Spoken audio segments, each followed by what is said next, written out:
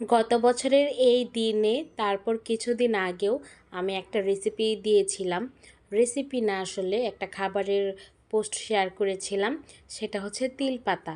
অনেকেই জিজ্ঞাসা করেছেন এই তিল পাতাটা কী। আজকে সব কিছুই বলবো। আসসালামু আলাইকুম, সবাই কেমন আছেন? যে যেখান থেকে আমার এই ভিডিওটা দেখতেছেন, আল্লাহ পাক সবাইকে ভালো রাখুক। তিল পাতা হচ্ছে, অনেকেই মনে করতে পারেন যে তিল গাছের পাতা কিনা। না না না, তা না। এটা হচ্ছে আমাদের মানিকগঞ্জের ঐতিহ্য খাবার। চাল কুমড়ার পাতার চাল কুমড়ার সিজনে আমাদের এই খাবারটা হয়। তো চাল কুমড়ার পাতাটাই লাগে।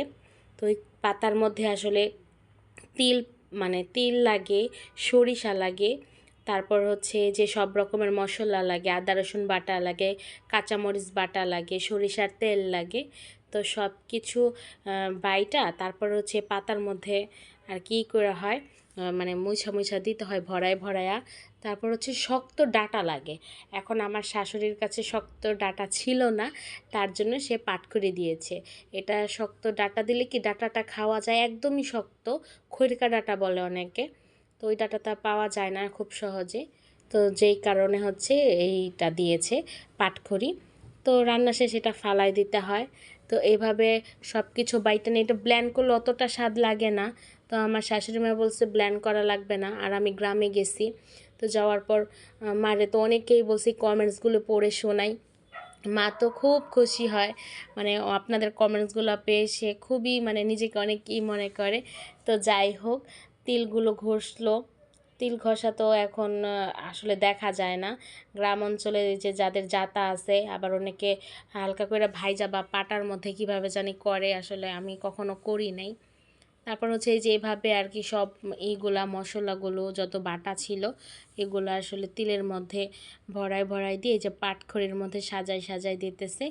এভাবে সাজায় দিলে দিতে হয় আর কি। তারপর হচ্ছে পাটা মইছা দিবে। আর এখানে হচ্ছে প্রত্যেকটা পাতায় যে এগুলো যে বাইচা গেছে না, এগুলো হচ্ছে একটা একটা করে ফুল করে করে সাজায় দিচ্ছে। এভাবে হয়তো বা করে।